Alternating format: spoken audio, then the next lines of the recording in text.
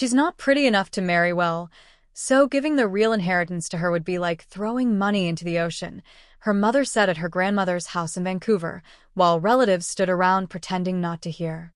It was the sentence that followed Lydia at her grandmother's while reading, right before almost everything was handed to her younger sister, as if Lydia had never belonged to that family at all. 10 years later, the same parents could barely stay standing when a lawyer called everyone back together and revealed that the piece of land they had tried to bury from her was now worth more than everything they had stolen. Before we get into a story that's full of humiliation, buried documents, and the kind of truth that changes everything, I want to hear from you first. Type here and tell me what part of Canada you're watching from, because I always love seeing how far these stories travel. And if you've already liked and subscribed, I pray that God makes your burdens lighter, opens the right doors for you, and keeps your heart strong. Thank you for being here. Now, let me tell you what happened to me. My name is Lydia, and I grew up in Vancouver in a family that treated beauty like currency. Not kindness, not honesty, not discipline, not the ability to stand on your own 2 feet and survive hard seasons. In my parents' world, the most valuable thing a daughter could be was attractive enough to catch the attention of the right kind of man. Preferably wealthy. Preferably connected. Preferably the kind who would make other people jealous at church gatherings, charity dinners, and family parties. That was where my younger sister Naomi always won, without even trying. Naomi had the kind of face people described before they even mentioned her name. Soft blonde hair, bright smile, clear skin, a light laugh that made older women call her a natural charmer and older men say things like, "That girl will never struggle a day in her life." Even when she was a teenager, strangers loved predicting a beautiful future for her. They said she had poise, grace, spark. My mother, Marissa, used to look at Naomi the way some people look at winning lottery tickets. Then she would turn to me. I wasn't ugly. I know that now. But growing up in that house, not ugly was never enough. I was taller than Naomi, more serious, quieter, darker around the eyes, and I hated the kind of dresses my mother kept trying to force on me. I liked clean lines, tied-back hair, simple clothes, practical shoes, books stacked on my desk, and plans for the future that had nothing to do with catching a husband. I was the daughter who asked questions no one liked. The daughter who didn't flirt with guests. The daughter who looked tired in family photos because I usually was. My father, George, never said things as directly as my mother did. He liked to act reasonable, calm, diplomatic. But some of the coldest wounds in my life came from the way he could say cruel things with a disappointed face, as if he were simply reporting facts. Lydia has other strengths, he would say when people praised Naomi too much. Other strengths, as if beauty was the main strength, and whatever I had was the leftover category. The strangest part is that I still spent most of my childhood trying to earn their approval. I studied hard. I cleaned without being asked. I helped my grandmother with groceries. I remembered birthdays, handled errands, and stayed out of trouble. I thought that if I became useful enough, dependable enough, maybe my parents would see me as valuable in a different way. They didn't. If Naomi forgot something, she was young. If I forgot something, I was careless. If Naomi wanted new clothes, she needed to present herself well. If I needed textbooks or nursing prep material later on, my mother would sigh like I was asking her to finance a private yacht. It started so early that by the time I was 16, I could tell how a room would go just by the way my mother arranged her face when people came over. If guests were expected, Naomi got the flattering light, the compliments, the good china, and the little stories about how all the boys notice her. I got instructions. Stand up straighter, Lydia. Smile more. Please don't wear that cardigan. And try not to start one of your intense conversations tonight. One December evening, when a family friend brought her son over for dinner, I heard my mother talking in the kitchen before dessert. She didn't know I had walked back in for the cranberry sauce. Naomi has the face for a better future, she whispered. The family friend laughed softly. And Lydia? My mother lowered her voice, but not enough. Lydia will need to build a future the hard way. I stood there with a cold glass bowl in my hands and felt something inside me go silent. That was the first time I understood that in my mother's mind, Naomi and I were not two daughters deserving love in equal measure. We were investments, and she had already decided which one would bring the better return. My grandmother, Quinn, was the only person in the family who never treated me that way. She was my father's mother, and unlike my parents, she noticed things that were easy to miss. She noticed when I was getting quiet because I had been hurt. She noticed when Naomi borrowed my things and never returned them. She noticed how often I helped without being thanked. She noticed, most of all, that I listened. Grandma Quinn lived in an older house in Vancouver's west side, not flashy but warm. She kept her tea in mismatched tins, wore wool cardigans in every season, and had the kind of laugh that made people relax even if they were angry. I used to go there after school just to breathe. Sometimes she would have soup on the stove. Sometimes she would be reading. Sometimes she would tell me stories about the years when Vancouver had still felt smaller, softer, and less obsessed with money. "You have your own kind of beauty," she told me once when I was 19 and trying not to cry after Naomi had been praised all through a Thanksgiving dinner while I was asked to help clear plates. I gave a small, bitter laugh. That sounds like something people say when they mean the opposite. She looked at me over the rim of her teacup. No. People who don't see your value are lazy. That's different. I never forgot that. When I told her I wanted to study nursing, she was the only one in my family who reacted like I had announced something noble instead of embarrassing. My mother actually looked offended. "Nursing," she said. "Why would you choose something so exhausting when you could still focus on finding a good husband?" I thought she was joking. She wasn't. "I'm not choosing a career to make myself more attractive to men," I said. She folded her arms. "That attitude is exactly why you make life harder than it needs to be." My father didn't defend me. He just sat there reading something on his tablet and finally said, "Your mother is only saying that life is easier with the right partner." Grandma Quinn was there that night. She put her cup down so hard that all three of us looked at her. "And life is harder with the wrong parents," she said. The room went completely still. That was one of the few times anyone had spoken back to them in front of me. My mother's mouth tightened so sharply that I knew she would hold on to that moment for years. And she did. After that, every time Grandma Quinn showed me special kindness, my mother acted as if I had manipulated an old woman into taking my side. By the time I finished nursing school, Naomi was fully living the version of life my mother adored. She dated men with expensive watches and nice cars. She had photos in hotel lobbies and ski resorts. She posed with champagne flutes she probably didn't pay for. Even her social media looked curated for marriage prospects. My mother loved showing people Naomi's pictures like she was presenting a polished portfolio. I was doing clinical rotations, sleeping badly, and learning how quickly people can break apart physically and emotionally when life turns cruel. That work changed me. It made vanity look small. It made manipulation look childish. It made me less impressed by people who seemed perfect in bright dining rooms. I saw too much real pain to care about appearance the way my parents did. But that made them resent me even more. One Sunday, after church, we were having lunch at my parents' house when Naomi announced she had started seeing a man named Harrison. He came from a family that owned commercial properties. My mother nearly glowed. "Oh, Naomi," she said, taking her hand. "See? This is what happens when a woman understands how to present herself." I kept eating. Then my mother turned to me with that smiling cruelty I knew too well. "You should take notes, Lydia." I put my fork down. "On what?" Naomi smirked before my mother could answer. "How not to look like you're heading into a 12-hour shift every minute of the day."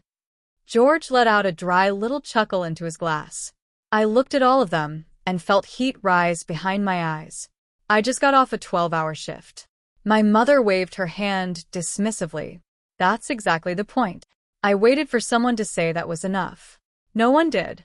That was the day I stopped expecting my family gatherings to feel safe. Around that time, Grandma Quinn's health began to decline. It wasn't dramatic at first. She still lived independently, still made tea, still kept her sharp humor. But there were more appointments, more fatigue, more days when she forgot small things and then got irritated with herself for forgetting them. I started visiting more often. Sometimes before work, sometimes after. I helped with medications, meal prep, paperwork, and rides to appointments. Naomi visited occasionally, but mostly for appearances. She would bring flowers, take a picture for social media, and leave before the real work began. My mother noticed, but not in the way a good mother would. One evening, as I was grabbing my coat to head over to Grandma Quinn's, she stopped me in the foyer. "You don't need to run there every time she calls." She didn't call, I said. Her specialist moved her appointment, and she needs a ride. She has money. She can arrange help. I stared at her. She wants me there. My mother gave me a long look. "You're getting too involved in her affairs." That wording hit me immediately. Not her care. Not her health. Her affairs. "She's my grandmother," I said carefully. "She's an elderly woman," my mother replied. "And when elderly women get sentimental, they can be influenced." That was when I really started paying attention. Over the next few months, I noticed strange little things. My mother asking more questions about Grandma Quinn's property. George offering to help simplify her paperwork. Naomi suddenly acting sweeter around Grandma than she ever had before. One afternoon, I walked into the kitchen at Grandma's and found George going through a drawer of folders. He smiled too quickly, looking for the utility bill. Grandma Quinn was upstairs napping. I stood in the doorway and said nothing. He closed the drawer. "You look suspicious." "You look uncomfortable," I said. He gave a quiet laugh that didn't reach his eyes. "Don't start inventing drama, Lydia." That sentence stayed with me because it was the first time he used the word drama the way my mother did. Like a warning. Like a leash. A few weeks later, Grandma Quinn and I were sitting by her window while rain slid down the glass in thin silver lines. She was wrapped in a cream blanket, looking tired but alert. "You know," she said, stirring her tea slowly, "families become very revealing when they think something will be left behind." I looked at her. "Did something happen?" She shrugged, but there was sadness in it. Nothing I didn't expect. I didn't press. I wish now that I had. Instead, I said, "You don't owe anyone performance, Grandma." That made her smile. Then she reached across the table and squeezed my hand. "Some things belong with the person who will love them, not the person who will sell them." At the time, I thought she was speaking generally. One of those wise, floating statements older people sometimes make when they're thinking beyond the conversation. I didn't know that sentence would return to me 10 years later with the force of a wave. The final year of her life felt like standing in a house where everyone pretended not to smell smoke. On the surface, we were still a family. We still had Sunday lunches. We still exchanged gifts at Christmas. Naomi got engaged to Harrison, which caused my mother to behave as if the monarchy had issued a personal congratulations. George talked about venue options more than Naomi did. My mother started referring to the match as a smart beginning. Meanwhile, I was spending nights in scrubs, driving between shifts and appointments, trying to be present for a grandmother whose body was weakening while her mind remained painfully aware of what kind of people her son and daughter-in-law had become. One night, after a rough appointment, I stayed later than usual. Grandma Quinn was tired, and I was helping her sort medications when she suddenly said, "Do you still want that life away from all this?" I looked up. "What life?" "The quieter one," she said. "Not here. Somewhere with sea air and people who don't make you feel like a failed audition." That description was so accurate I almost laughed. "There's a posting on one of the islands," I admitted. "Community nurse position. Smaller clinic. Lower cost of living. Slower pace. And my mother said moving there would be social suicide." Grandma Quinn's face changed in that dry way it did when she found someone ridiculous. "Then maybe it's exactly where you should go." I smiled, but I didn't answer right away. The truth was I had been thinking about it more and more. The ferry routes, the rental listings, the clinic, the idea of waking up somewhere that didn't carry my family's voice in every wall. It felt selfish to want that while Grandma Quinn was declining. It felt disloyal, even. But every time I returned to my parents' house, every time Naomi smirked her way through another insult, every time Marissa looked at me like I had failed some invisible beauty standard, the island life started to feel less like escape and more like survival. Grandma Quinn must have read something in my face because she said softly, Being loved badly can make a person feel guilty for wanting peace. I swallowed hard. She patted my hand. Don't. That winter, she passed away. Even now, I can still remember the phone call. George's voice was unusually flat. My mother was crying in the background, but not in a way that sounded broken. More startled, more alarmed, as if death had interrupted something she was managing. The funeral was cold and gray, Vancouver at its most restrained. People wore black wool coats and damp shoes. Naomi cried elegantly. My mother accepted condolences with a face full of polished sorrow. George looked solemn and controlled. I stood near the front and felt hollow. What I remember most from that day is not the service, not the flowers, not the pastor's voice. It was the way my mother kept glancing at the lawyer. A few days later, we gathered for the will reading. It took place in a downtown office that smelled like paper, coffee, and rain-damp coats. I had barely slept. My grief was still fresh, but underneath it, there was also dread. Something in the way my parents had behaved since the funeral made me feel like I was walking into a room where the ending had already been decided. The lawyer, Isaiah Cole, was a careful-looking man with silvering hair and a steady voice. He greeted all of us politely. Naomi sat with one ankle crossed over the other, composed and expensive. My mother had chosen a cream blouse that made her look soft from a distance. George looked like he was there for a board meeting. I was the only one whose eyes still burned from crying. The reading began. There were smaller gifts first, charitable donations, personal items, Jewelry. some money allocated here and there. Then the larger estate portions came up. Cash holdings, investments, the Vancouver house. The more Isaiah read, the colder I became. The major assets were being directed in ways that heavily favored Naomi. My mother's face remained respectfully sad, but I knew her well enough to see the satisfaction hiding behind it. George kept nodding slightly, as though everything being said was both natural and expected. I sat there waiting for something to change, waiting for a correction, waiting for some moment when it would become obvious that my grandmother had not, in fact, chosen to overlook the person who had cared for her through the last years of her life. It didn't happen. When the reading ended, there was a silence that lasted only a second, but inside me it was much longer. Then my mother exhaled softly and said, "Well, I know this is emotional for everyone." I turned to her. That's it. Naomi avoided my eyes, which told me almost as much as if she had smiled. George folded his hands. "Lydia, this isn't the time." I felt my chest tightening. I drove her to appointments. I handled medications. I was there all the time. My mother's gaze sharpened. "And no one asked you to do those things for payment." Payment. That word hit me so hard it almost made me dizzy. "I didn't do it for payment," I said. "Then don't make this ugly," she replied. I looked at the lawyer. Did she leave any explanation? Isaiah adjusted the papers in front of him. The will speaks for itself in legal terms. Legal terms. Not emotional truth. Not family reality. Just paper.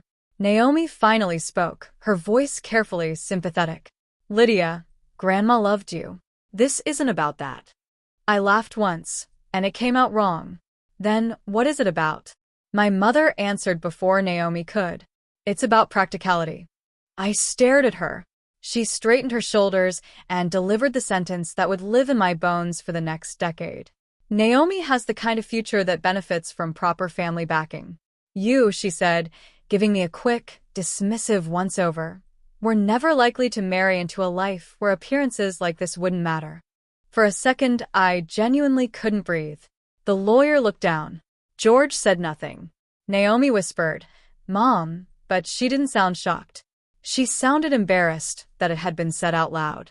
My mother kept going because cruelty was the only language she ever became fluent in under pressure. "We all love you, Lydia, but someone has to be honest. You're too plain, too stubborn, and too serious. You built the kind of life where you work hard and scrape by. Naomi is different. It only makes sense to strengthen the daughter who can secure something larger." I felt heat flood my face. My hands were shaking so badly, I had to lock them together. You cut me out because I'm not pretty enough? I asked. George finally stepped in, but only to soften the language, not the meaning. No one cut you out, he said. Your grandmother made choices based on what she believed would produce the best long-term outcome. I looked at him with disbelief. And you're saying this with a straight face? He held my gaze in that infuriating calm way of his. You need to regulate yourself. That was his version of comfort. His version of control. Make me look emotional enough, and everything they had done would appear rational by comparison. Naomi spoke again, quiet and polished. Lydia, I don't want this to become a scene. I turned to her then, really turned, and saw the truth I had been avoiding for years. She was not an innocent girl carried along by our mother's preferences. She was a grown woman who had benefited from every insult, every comparison, every reduction of my worth, and she had never once refused the advantage. Of course you don't, I said. My mother leaned forward. You need to stop acting like a victim, because life didn't reward you the same way. There it was, the full shape of it. Not only had they humiliated me, they needed me to accept that humiliation gracefully, so they could remain the reasonable ones. I stood up, so quickly the chair legs scraped the floor. Isaiah looked uncomfortable. Miss Parker. I didn't even know what expression I had on my face, but I know no one tried to touch me. Maybe they sensed that one more word would make me shatter right there in the office. I picked up my bag and said, You know what hurts most? It's not even the money. It's realizing Grandma is gone, and all of you became exactly who she warned me you were. My mother's lips thinned. Don't be dramatic. Naomi stared down at her lap. George said, Lydia. But I was already walking out. I don't remember much of the elevator ride down. I remember the mirrored walls. I remember my own face looking pale and strange. I remember stepping into the wet Vancouver afternoon and standing under the awning of the building while people walked past me with umbrellas and coffee cups and ordinary lives, and I remember thinking, they really did it. They really made me less than family because I didn't fit the image they wanted. That night, I cried harder than I had cried at the funeral. Not because of the inheritance itself, though yes, that mattered. It mattered because Vancouver was becoming increasingly impossible, because I had worked myself half to death and still couldn't imagine owning anything meaningful there, because I had sacrificed quietly while Naomi had been celebrated loudly. But the deeper pain was older than property. It was the pain of being measured and found lacking in your own home by the people who should have loved you without conditions. My phone buzzed 3 times while I was crying. The first message was from Naomi. I'm sorry Mom said it that way. That way. Not I'm sorry this happened. Not I'm sorry you were treated horribly. Just that way. As if the problem was phrasing, not theft wrapped in vanity. The second message was from George. Take tonight to calm down. We can discuss this when you're thinking clearly. There it was again. The trick. Make me unstable, and their betrayal becomes management. The third was from Marissa. You need to accept reality, with maturity. Not every daughter is built for the same opportunities. I stared at that message until my vision blurred. Then I turned my phone face down and made a choice. 3 weeks later, I accepted the nursing position on a small island off the coast of British Columbia. It wasn't dramatic. There was no big speech. No final family showdown. No cinematic storm. That was the thing about certain heartbreaks. They don't explode. They strip you quietly, layer by layer, until leaving becomes the only dignified thing left to do. The island clinic needed a community nurse willing to cover a broad range of care. Elderly patients, chronic conditions, post-discharge follow-up, occasional emergencies until transport came, people who knew each other by name and weather patterns by smell. The pay wasn't glamorous. The rental I found was small. The ferry schedule would shape my life. The winters would be lonely. It sounded perfect. When I told my parents, my mother reacted like I had announced I was joining a cult. You're throwing yourself away, she said from across the kitchen island. George frowned. That's an impulsive choice. It's not impulsive, I said. I've been thinking about it for months. Naomi, who had stopped by wearing a cream coat and engagement ring so large it looked theatrical, tilted her head. So, you're really going to disappear to some tiny island because you're upset? I looked at her. No. I'm leaving because staying near you people is making me sick. The room went still. My mother laughed once, sharp and unbelieving. After everything we've done for you? I almost smiled at the absurdity. That sentence only works on people who haven't lived with you. George's face hardened. Watch your tone. No, I said. For once, you can watch mine. My own voice surprised me. It was calm, not shaking, not pleading, just tired enough to stop being afraid. My mother crossed her arms. You always do this. You turn ordinary family decisions into personal persecution. Ordinary family decisions. As if cutting one daughter out because she wasn't decorative enough was just one of those things families sometimes did, like arguing over who hosts Christmas dinner. I picked up the mug I had been drinking from and set it in the sink. I'm not discussing this anymore, I said. I leave in 10 days. Naomi gave me a strange little smile, one I wouldn't understand fully until much later. Well, she said, at least island life won't expect much from your appearance. That was Naomi's gift. She knew how to make cruelty sound light enough that anyone challenging it would look oversensitive. I looked at her for a long moment. I hope one day you have to survive on something other than being admired. For the first time, her smile flickered. I walked out after that. My final week in Vancouver was strange. I packed books, practical clothes, nursing shoes, old framed photos I almost didn't want, and the few pieces of my life that had ever felt like mine. I drove past places I used to think would hold my future. I returned library books. I forwarded mail. I stood in my empty rental at night and listened to the city through the window, wondering if leaving meant freedom or just another form of loss. Before I left, I went to Grandma Quinn's grave alone. The cemetery was damp and quiet. I brought white flowers because she used to say bright arrangements looked like they were trying too hard. I stood there for a long time, coat zipped to my throat against the cold, and told her everything I never got to say properly. I told her I was sorry I hadn't pushed harder. Sorry I hadn't asked more questions. Sorry I felt like I had failed her by not being able to stop what happened after she died. Then I said the thing that mattered most. I'm going to build a life anyway. The wind moved through the trees, and I stood there with tears in my eyes, feeling ridiculous and small and strangely steady at the same time. When I boarded the ferry with my car and 2 suitcases, I thought I was carrying only grief, exhaustion, and what little dignity I had managed to save. I had no idea that somewhere behind me, buried under paperwork and greed, there was still one piece of my grandmother's love waiting for me.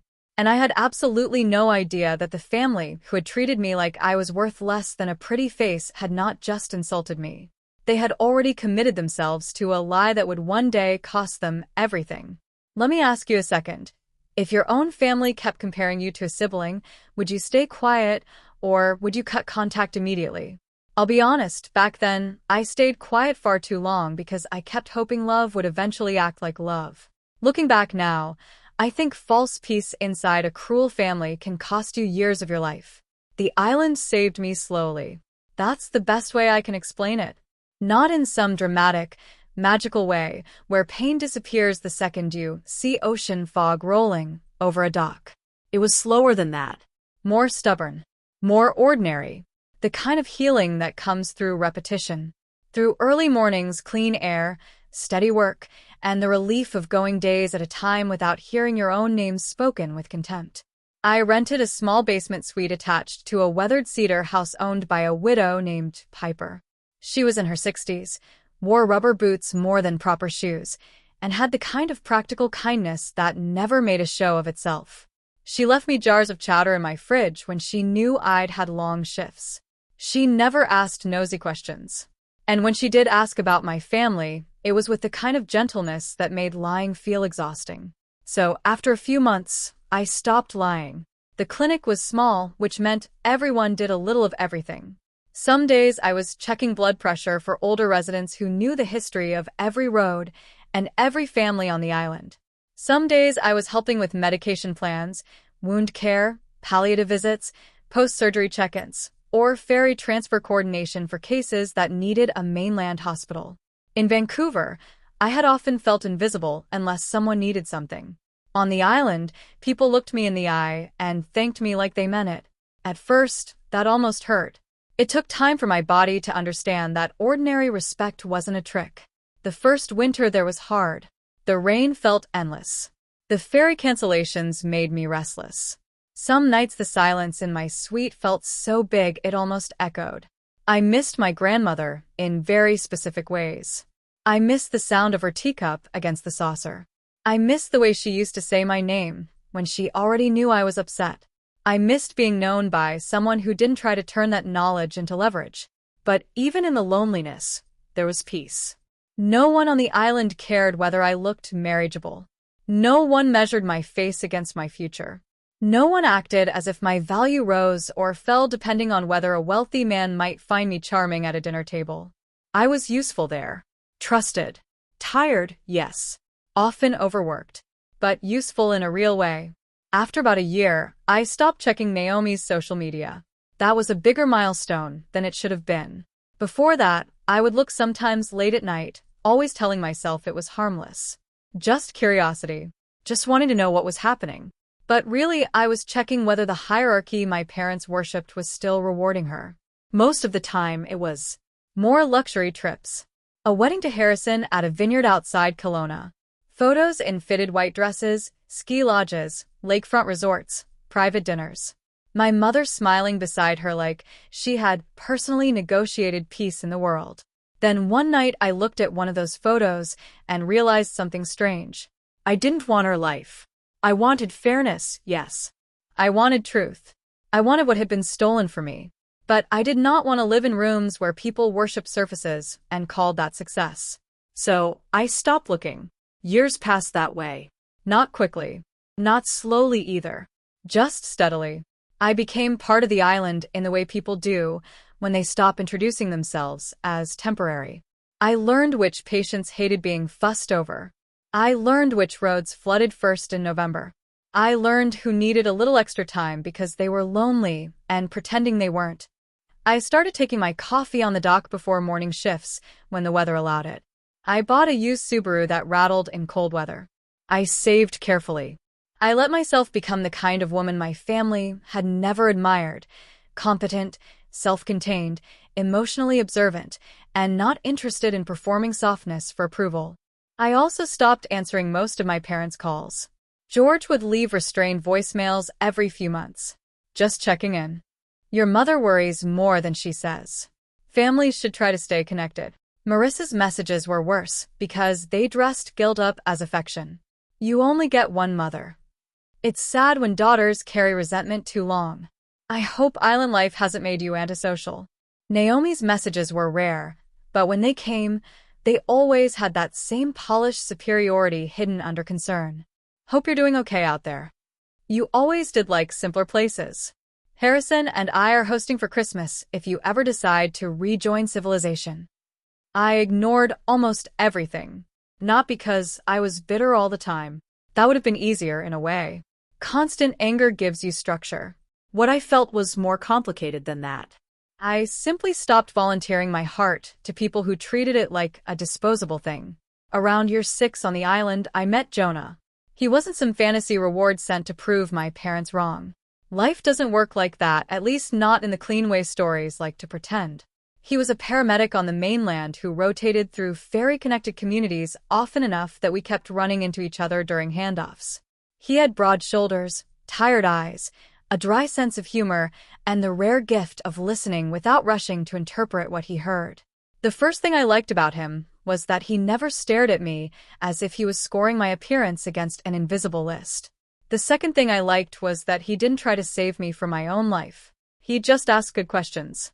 One evening, after a long transfer case, we were sitting outside a coffee place near the terminal, paper cups warming our hands against the wind. I don't even remember how the topic came up.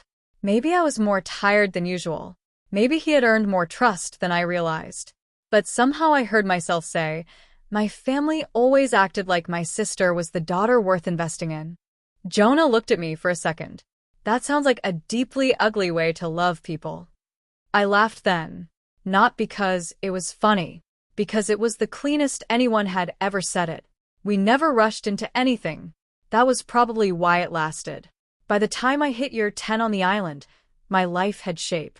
Not glamorous shape. Honest shape. Work, savings, seasonal routines, people who knew me, and one relationship built on mutual steadiness instead of performance. Jonah and I weren't married. We didn't need to be, not to prove anything. He spent some weekends on the island. I spent some on the mainland. We made dinners, fixed practical problems, took long walks, and never once had a conversation about how I should present myself to secure a better future. Then one Thursday in late September, everything changed. I had just finished a home visit and returned to the clinic damp from the drizzle when the receptionist told me a lawyer from Vancouver had called twice and marked it urgent. Urgent and lawyer are not words that usually improve a person's afternoon. For one stupid second, I thought something had happened to George or Marissa. Then I felt irritated with myself for caring so quickly. I called back from the break room. "This is Lydia Parker," I said. There was a pause, then a man's voice. Older, measured, familiar in a distant way. "Miss Parker, thank you for returning my call. My name is Isaiah Cole." I went completely still. I hadn't heard that name in years, but I remembered it instantly. The lawyer for my grandmother's will reading. My grip tightened on the phone. "Why are you calling me?" "I'd like to speak with you privately regarding an estate matter connected to your late grandmother, Quinn Parker." I stared at the break room wall. Her estate was settled 10 years ago. There was another pause, longer this time. "Not completely," he said. Something cold moved down my back. I sat down slowly at the little round table beside the vending machine. "Explain." "I would prefer to do that in person. There are documents involved." My voice sharpened. "I'm not getting on a ferry and taking time off work based on half a sentence." He accepted that without sounding offended. "Fair enough. Then I'll say this much. A property transfer document connected to your grandmother was recently recovered during the closure of another legal file. The document indicates your grandmother intended one specific property to pass directly to you." For a second, I thought I had misheard him. "What property?" "A cottage on lakefront land outside Nanaimo district boundaries at the time of drafting. The zoning and valuation changed significantly over the years." I couldn't speak. He continued, and now I could hear something in his tone that hadn't been there before. Regret, maybe, or caution.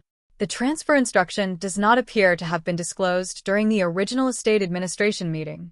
My mind flashed so fast I almost felt dizzy.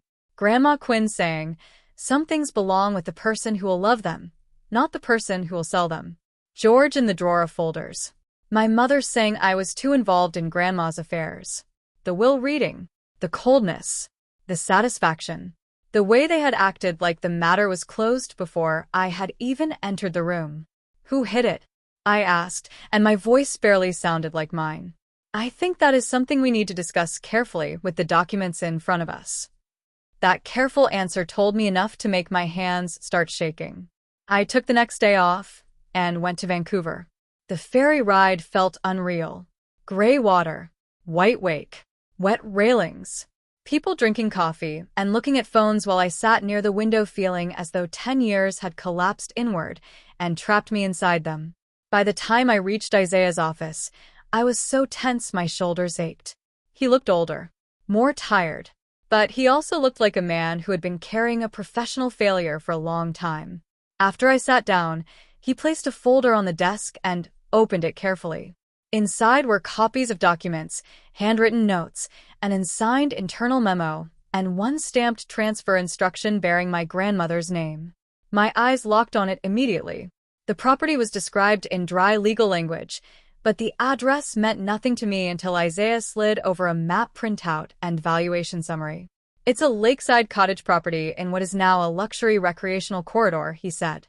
"When your grandmother executed this instruction, the land had moderate value. Since then, resort development, access expansion, and investor demand have changed that significantly." I looked at the valuation number. Then I looked again. Millions. Not just comfortable money. Not just enough to make a point. Life-changing money. Multi-million-dollar property value. A strange sound left my throat, somewhere between a laugh and disbelief. Isaiah folded his hands. "I'm sorry." I looked up sharply. Sorry for what exactly? His jaw tightened. For not detecting, at the time, that a property-specific transfer had been withheld from the estate presentation package I received through family channels. Family channels, I repeated. He held my gaze. Your father provided some of the organizing documents. Your mother communicated frequently on scheduling and document consolidation. At the time, I had no direct reason to believe a material instruction had been omitted. My chest felt tight again, but this time the pain was hotter. So they hid it, I said. He chose his words carefully. The available evidence strongly suggests the document was known, contained, and not presented. I couldn't stop staring at the page. 10 years. 10 years of thinking my grandmother had either forgotten me or yielded to my parents' worldview. 10 years of rebuilding from the humiliation of that office. 10 years of carrying the belief that the last formal act of my grandmother's life had been to let me go with almost nothing. And all that time, the truth had been sitting inside a buried document while my parents carried on, likely telling themselves they had simply done what made sense. I swallowed hard. How was it found now? Isaiah took a breath. A retired notarial assistant passed away this summer. During file closure and archival review, a box of overflow records connected to her late husband's storage unit was processed. He had done contract clerking years ago for one of the firms involved in document routing. Your grandmother's transfer instruction appeared among misfiled estate-related copies with an old note referencing, "Hold pending family confirmation." My skin went cold. Family confirmation, I repeated. Yes. I sat back and pressed my fingers against my temple. This sounds criminal. It may be, he said quietly. At minimum, it raises serious issues of suppression, misrepresentation, and improper administration. Does Naomi know? I don't know, he said. But your parents were contacted yesterday by council notification because they were involved parties in the original administration chain. I looked up fast. So they know now. Yes. A very deep, very still anger settled into me then. Not wild anger. Not the kind that makes a person scream.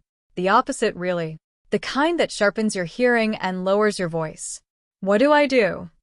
Isaiah slid another paper toward me. First, you assert your claim formally. Second, you do not communicate directly with them until strategy is in place. Third, you understand that if they have taken actions based on the assumption that the property was available to them or to your sister, those actions may now collapse. Did they use it? Indirectly, perhaps. The current title status is complicated by holding arrangements and attempted development discussions, but from what we can see, they did not complete a sale. Because it had grown too valuable, I thought instantly. They held it because it became too precious to let go. My grandmother had left me a cottage, and my parents had hidden it until the land beneath it turned into a fortune. I laughed once then, but this time there was no shock in it. Just disgust. Isaiah looked concerned. Miss Parker? I shook my head. I was just remembering the day my mother said I wasn't pretty enough to marry into a valuable future. He went silent. Then I said, turns out I didn't need to. On the walk out of his office, I stood for a long moment under the gray Vancouver sky and let the city rush around me. I should have felt vindicated instantly. Triumphant. Cleanly avenged. Instead, the first thing I felt was grief. Not for the money. For the 10 years they stole from my understanding of my grandmother. That was the real wound. They had not only tried to take property. They had tried to rewrite love itself. They had made me think she had valued me less. That she had looked at me through the same cruel lens they did. That she had seen Naomi as the daughter worth securing and me as the daughter fit for scraps. That was what broke me in the office lobby outside Isaiah's building. Not tears this time. Just a trembling anger, so deep it made my knees weak. I called Jonah. He picked up on the second ring. Hey. You okay? No, I said honestly. But I might be something better soon. He was quiet for half a second. Tell me where you are. By the time I finished explaining everything to him over coffee, my hands had steadied. He listened the same way he always did, without interrupting for drama. When I was done, he leaned back and said, then you don't meet them alone, and you don't let them turn this into some emotional family misunderstanding. I looked at him. You already know them. I know enough. That night I stayed at Jonah's place on the mainland instead of going straight back to the island. I barely slept, but not because I was spiraling. My mind was too active, too alert, almost rearranging 10 years of memory in real time. Every manipulative comment took on new shape. Every warning from my mother about being too involved. Every time George told me not to invent drama. Every polished little silence from Naomi. By morning, strategy had replaced shock. Over the next 2 weeks, Isaiah and another property lawyer, Carl Mercer, helped me pull together everything we needed. Title history, development inquiries, archived communications, old routing notes, email records that showed George pushing for streamlined family handling after my grandmother's death. One brief message from Marissa, preserved in a printed chain, asking whether the island parcel needed to be discussed separately before Lydia hears anything unnecessary. My name in that sentence looked like a stain. There were also valuation reports, meeting notes, a half-finished proposal Naomi and Harrison had apparently reviewed years earlier regarding possible luxury cabin redevelopment. They had not been passive beneficiaries. They had been waiting, watching the land appreciate while I worked 12-hour shifts on an island and thought the past was simply cruel instead of calculated. The more I read, the calmer I became. That surprised me, but maybe it shouldn't have. The truth was finally simple. They had done exactly what kind people keep hoping family members wouldn't do. And once the hope died, so did the confusion. Isaiah suggested a formal meeting before litigation escalated further. All involved parties, counsel present, documentation on the table. One opportunity for voluntary acknowledgement before more aggressive action. Will they come? I asked. Kyle gave a short, humorless smile. If they think they can still control the narrative, yes. They came. The meeting was set in a private conference room at a waterfront law office in Vancouver, not far from Cole Harbor. Rain tapped softly against the windows that morning. The city looked silver and expensive, all glass and water and movement. I arrived with Isaiah, Kyle, and a hard folder of my own. Jonah came too, not into the legal seat of things, but as support. He sat beside me, quiet and steady. When my parents entered, I understood immediately that they had not expected me to look the way I did. Not prettier, not richer, not transformed into some fantasy version of vindication. Just composed. That seemed to unsettle them more than anything. Marissa's hair was perfect. George wore a navy coat, and the expression of a man determined to keep this inside the category of manageable difficulty. Naomi came with Harrison, and for the first time in my life, I saw strain under her polish. Tiny but there. She did not look like a sister who thought she was unquestionably winning anymore. No one hugged me. No one said they had missed me. Good, I thought. We sat. There were opening statements, legal summaries, document references. My parents' lawyer tried first to position the matter as an archival confusion worsened by time and memory. Then Kyle placed the transfer instruction on the table. After that, Isaiah added the routing note. Then the email chain. Then the internal records showing who had access to the withheld material and when. The room's temperature seemed to change with every page. Marissa spoke first, and I almost laughed because even then she went to the same old tactic.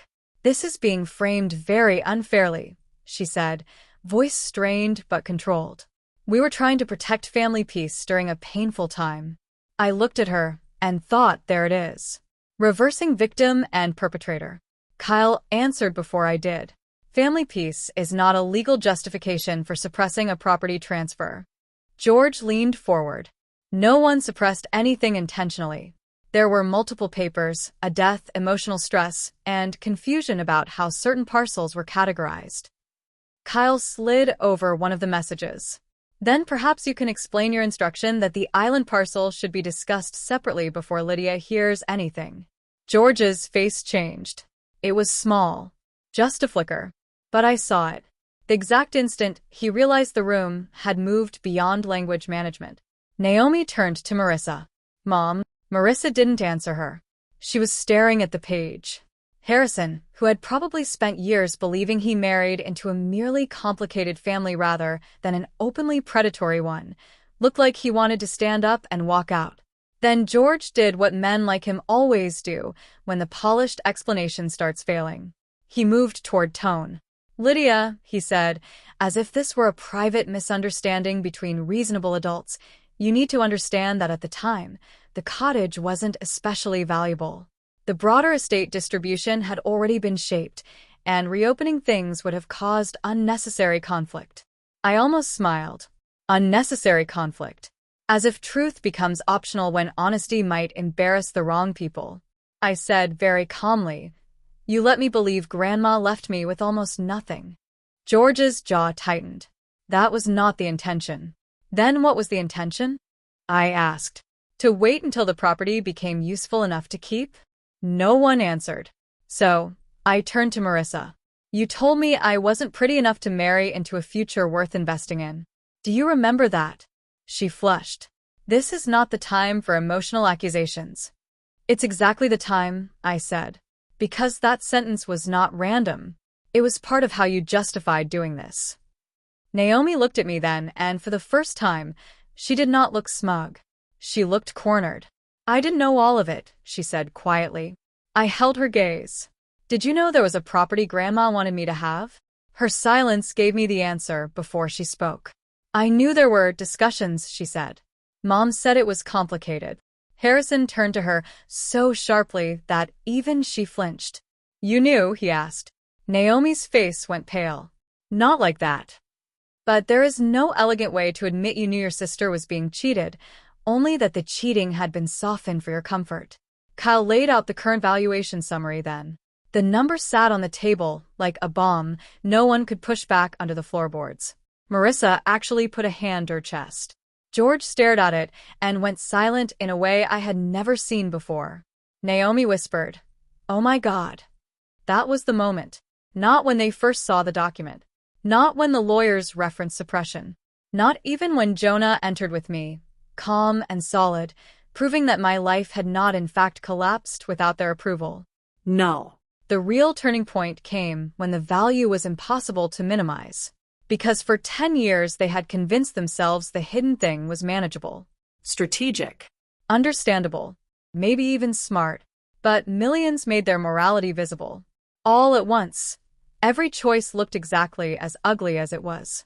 Kyle spoke into the silence.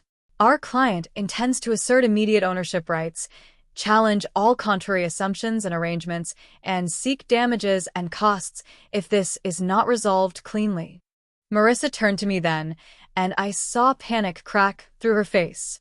"Lydia," she said, voice thin now, "we're still family." It almost would have made me laugh if it hadn't been so insulting. Family. That word again. Pulled out only when useful. Never when I was being humiliated. Never when I was being reduced to my face. Never when I walked out of that while reading feeling erased. Never when they let me disappear to an island with a wounded understanding of my grandmother while they sat on stolen property. I leaned forward. "No," I said. "What you people wanted was access. Not family." No one moved. I opened my own folder then, and took out the one thing I had brought not for legal need, but for myself. A printed photo of my grandmother and me on her back step, both of us in thick sweaters, tea mugs in our hands, laughing at something outside the frame. I placed it on the table between us. "She knew exactly who loved her," I said. "And she knew exactly who would try to sell what they didn't deserve." Marissa's eyes filled suddenly, but not in a way that moved me. Those were not the tears of a mother realizing she had broken her daughter. Those were the tears of a woman watching control leave her body. George tried once more. "There may still be a way to settle this privately."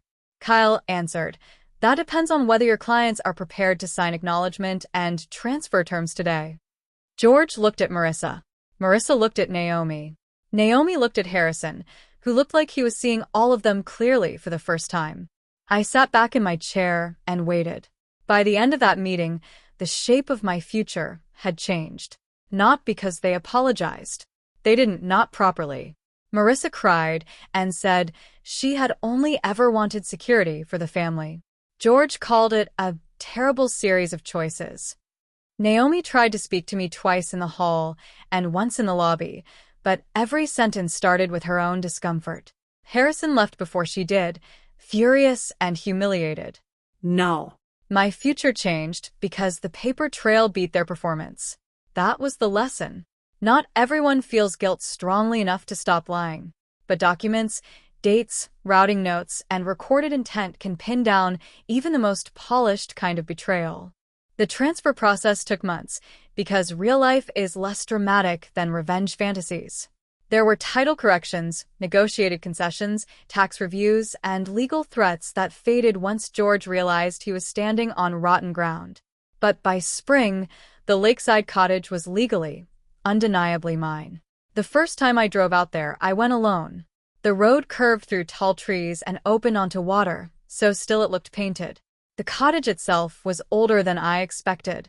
Cedar siding, weathered silver, stone chimney, broad windows facing the lake, wild grass near the path, and a dock that needed repair. It wasn't a polished luxury postcard. Not yet. It was better than that. It felt loved once. And abandoned by the wrong people. I unlocked the front door with a key Isaiah had arranged after transfer, stepped inside, and just stood there. Dust floated in the spring light. There were old cupboards, a fireplace, 2 bedrooms, 1 bathroom, worn floorboards, and a kitchen that needed work. I walked slowly from room to room with tears in my eyes, not because the place was grand, but because I could feel my grandmother in the intention of it. She had chosen something for me. Not Naomi. Not the daughter my mother thought looked better in a photograph. Me. The practical one. The serious one. The one who would love a place instead of immediately calculating how to strip it. I sat on the edge of the old sofa facing the lake and cried harder than I had in years. Not broken crying. Released crying. The kind that comes when a life finally loses its grip on your life. Later that summer, Jonah came with me and helped inspect the place properly. Piper came one weekend too, and declared the kitchen hopeless, but fixable. I took leave in chunks and started restoring what I could without rushing. Some things I updated. Some things I kept exactly as they were. I found an old tin of tea in one cupboard and laughed out loud alone in the kitchen. I did not sell it. That was never even a question. Instead, I turned it into what it should have been all along. A real place to rest, gather, breathe, and belong without performance. Part retreat, part inheritance, part evidence that my life had not become smaller just because my parents once dismissed it. As for them, consequences came in layers. George's reputation took the first hit. Quietly, then not so quietly. He had spent years presenting himself as composed and principled. Once the matter widened beyond the room and certain legal and professional circles understood what had happened, that image cracked. Not in some huge public scandal on television. Real life rarely gives that kind of theater. But board invitations dried up. People stopped trusting his version of things so quickly. The kind of men who prize reputation above conscience always seem shocked when those two finally separate. Marissa's social world shrank. Vancouver is full of polite people who pretend not to judge, but they absolutely do. Once a few relatives and family acquaintances learned enough of the truth, invitations changed. So did tones. Her favorite position in the room, the gracious mother from a respectable family, became much harder to perform when too many people knew she had helped hide property from one daughter to enrich the other. Naomi's marriage did not survive the year. I wish I could say I felt triumphant about that, but the truth is I mostly felt tired. Harrison might have tolerated vanity. He might even have tolerated snobbery. But being dragged into a family property deception that made him look foolish in front of his own advisors was something else. He separated from her before winter. The last I heard, the divorce was expensive and unpleasant, and Naomi had moved back into a smaller condo than the one she used to post from. She sent me a long message one night, 6 months later. It began, "I know I don't deserve a response." That was true. Then it went on for pages about pressure, expectations, our mother's influence, how the family culture had twisted everything, how she had always envied that I could live without constant approval even when I didn't feel strong. That last part almost got me. Almost. Because if there was one thing I had learned, it was this. Insight after consequences is not the same thing as integrity before them. I wrote back exactly one line. You knew enough to stop and chose not to. Then I blocked her. Let me ask you something here. If a sibling said sorry only after money, status, and comfort started falling apart, would that apology matter to you? Personally, I think timing tells the truth. A late apology can explain someone, but it doesn't automatically repair what they protected while you were suffering. My parents tried a few more times after that. George requested lunch to discuss moving forward in a healthy way. Marissa sent a Christmas card to the Island Clinic because I had never given her my updated home address. I threw it away unopened. Not out of cruelty. Out of boundary. That took me years to understand. People from families like mine are trained to think boundaries are cruelty whenever they inconvenience the person who caused the harm. But closing a door on repeated manipulation is not meanness. It is self-respect in practical clothes. 2 years after the legal transfer, I reduced my clinic hours and split my time between the island and the cottage. By then, Jonah and I had built something so steady that other people kept trying to label it for us. Marriage, common law, partnership, everyone wanted a category. We just kept living it. He repaired the dock with a kind of patient focus that made me love him more. I turned the spare room into a small reading room with quilts and shelves. We hosted quiet dinners. Piper visited often enough to act like the place partially belonged to her by charm rights. Sometimes, in the evening, I would stand by the lake and think about the girl who walked out of Isaiah's office 10 years earlier with wet cheeks and a cracked understanding of herself. If I could go back and tell her one thing, it wouldn't be, hold on, you're going to get a valuable property one day. No. I would tell her this.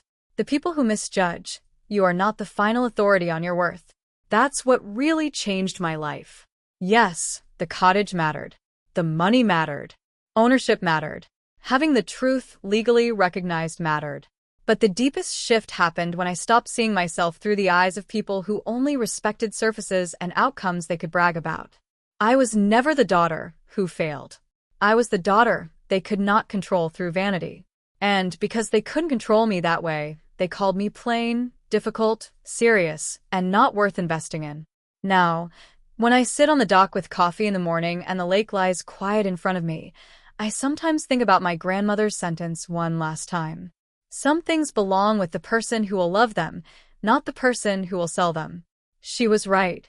She was right about the cottage. She was right about my parents. And she was right about me. From everything I went through, I learned that being underestimated can hurt deeply, but it can also reveal who is never capable of loving you honestly in the first place. If people only value you for how useful, beautiful, profitable, or impressive you are to them, that is not love you should beg to keep. And if you're in a season where the truth hasn't come out yet, please remember this. Delayed justice is painful, but it can still arrive with enough force to give you your life back. One last thing before we close. Have you ever had a moment where the truth came out so late that it changed how you saw your entire past? If you have, tell me in the comments, because stories like this remind us that silence inside families can hide some very expensive lies. If this story stayed with you, share it with someone who needs the reminder, leave a like, and subscribe so you don't miss the next one.